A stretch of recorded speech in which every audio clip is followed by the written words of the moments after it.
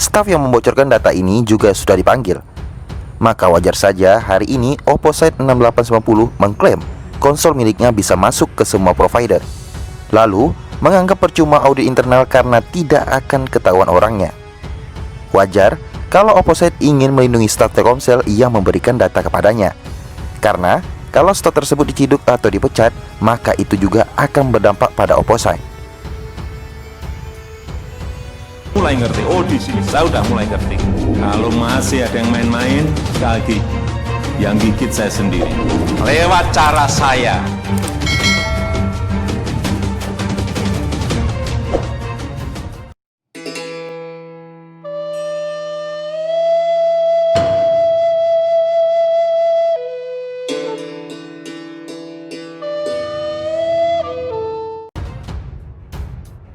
Pernyataan Telkomsel yang mengatakan siap bekerja sama dengan kepolisian untuk mengungkap kasus bocornya data Denny Siregar memang cukup memuakkan.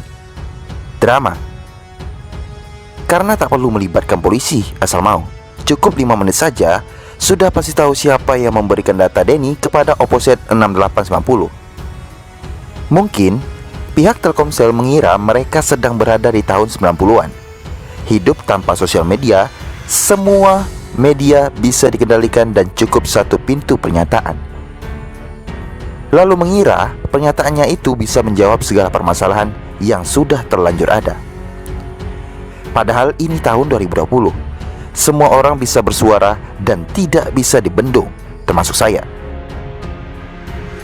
Sudah saya jelaskan kemustahilan data Denny dihack karena data disimpan offline dan hanya bisa diakses dari kantor Telkomsel.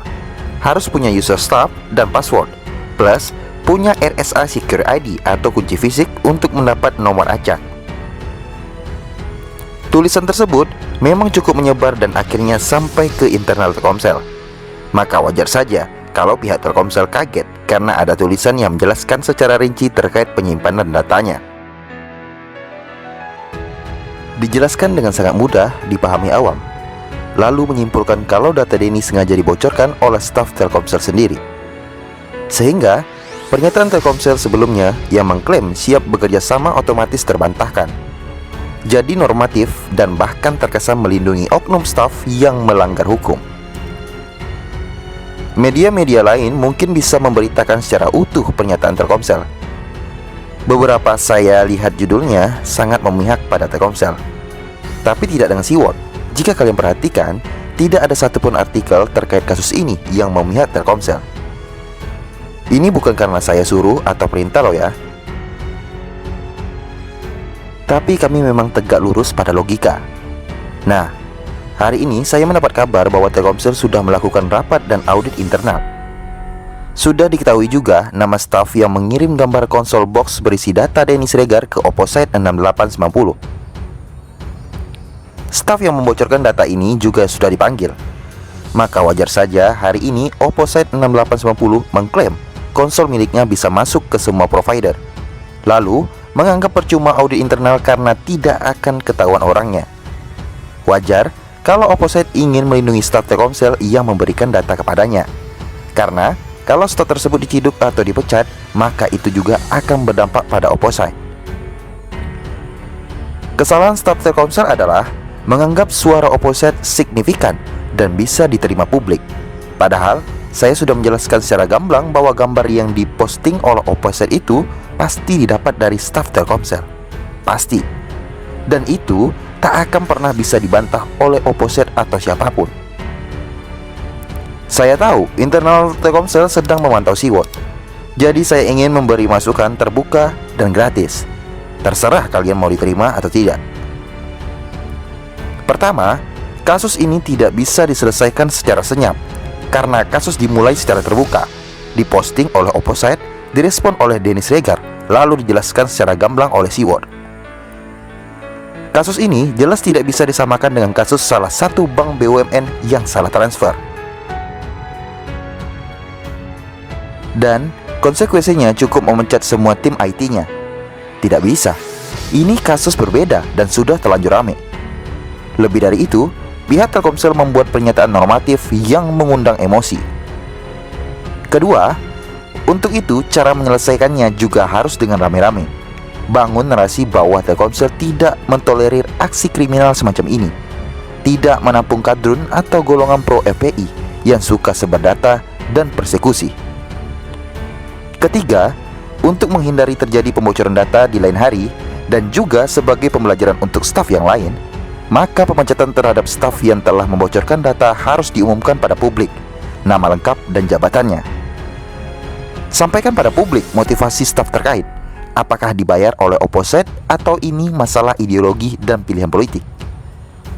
Keempat, kasus ini jelas akan berdampak pada penurunan kepercayaan konsumen. Untuk itu, Telkomsel harus menjawabnya dengan serius, bahwa kalian bersungguh-sungguh untuk melakukan perubahan dan pembersihan dari staf kadrun. Bisa dimulai dengan melacak lebih jauh soal kasus serupa yang mungkin terjadi sebelumnya.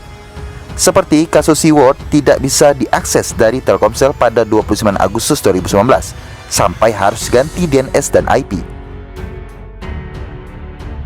Atau dicek apakah sebelumnya juga pernah ada akses data tertentu yang bersifat tunggal tanpa ada alasan jelas. Selain itu, kalau kalian baca komentar-komentar di banyak platform, masyarakat mulai mengungkit banyaknya SMS penipuan dan spam. Apakah sebelumnya juga ada penjualan data konsumen?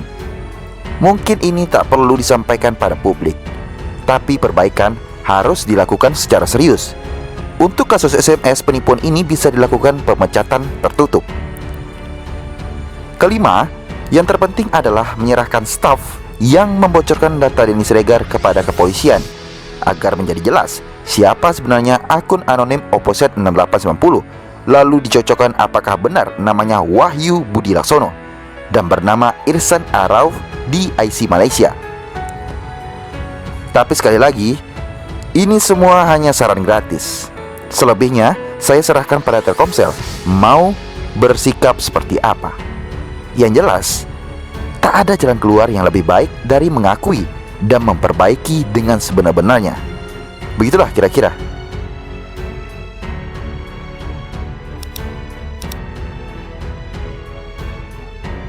Dan konsekuensinya cukup memecat semua tim IT-nya. Tidak bisa. Ini kasus berbeda dan sudah terlanjur rame. Lebih dari itu, pihak Telkomsel membuat pernyataan normatif yang mengundang emosi. Kedua, untuk itu cara menyelesaikannya juga harus dengan rame-rame. Bangun narasi bahwa Telkomsel tidak mentolerir aksi kriminal semacam ini, tidak menampung kadrun atau golongan pro FPI yang suka sebar data dan persekusi. Ketiga, untuk menghindari terjadi pembocoran data di lain hari dan juga sebagai pembelajaran untuk staf yang lain, maka pemecatan terhadap staf yang telah membocorkan data harus diumumkan pada publik, nama lengkap dan jabatannya. Sampaikan pada publik motivasi staf terkait, apakah dibayar oleh opposite atau ini masalah ideologi dan pilihan politik. Keempat, kasus ini jelas akan berdampak pada penurunan kepercayaan konsumen. Untuk itu, Telkomsel harus menjawabnya dengan serius, bahwa kalian bersungguh-sungguh untuk melakukan perubahan dan pembersihan dari staf kadrun. Bisa dimulai dengan melacak lebih jauh soal kasus serupa yang mungkin terjadi sebelumnya. Seperti kasus Seaword tidak bisa diakses dari Telkomsel pada 29 Agustus 2019 sampai harus ganti DNS dan IP. Atau dicek apakah sebelumnya juga pernah ada akses data tertentu yang bersifat tunggal tanpa ada alasan jelas. Selain itu, kalau kalian baca komentar-komentar di banyak platform, masyarakat mulai mengungkit banyaknya SMS penipuan dan spam. Apakah sebelumnya juga ada penjualan data konsumen? Mungkin ini tak perlu disampaikan pada publik, tapi perbaikan harus dilakukan secara serius. Untuk kasus SMS penipuan ini bisa dilakukan pemecatan tertutup. Kelima, yang terpenting adalah menyerahkan staf yang membocorkan data Denny Siregar kepada kepolisian agar menjadi jelas siapa sebenarnya akun anonim opposite 6890, lalu dicocokkan apakah benar namanya Wahyu Budi Laksono dan bernama Irsan Arauf di IC Malaysia. Tapi sekali lagi, ini semua hanya saran gratis. Selebihnya, saya serahkan pada Telkomsel mau bersikap seperti apa. Yang jelas, tak ada jalan keluar yang lebih baik dari mengakui dan memperbaiki dengan sebenar-benarnya. Begitulah kira-kira.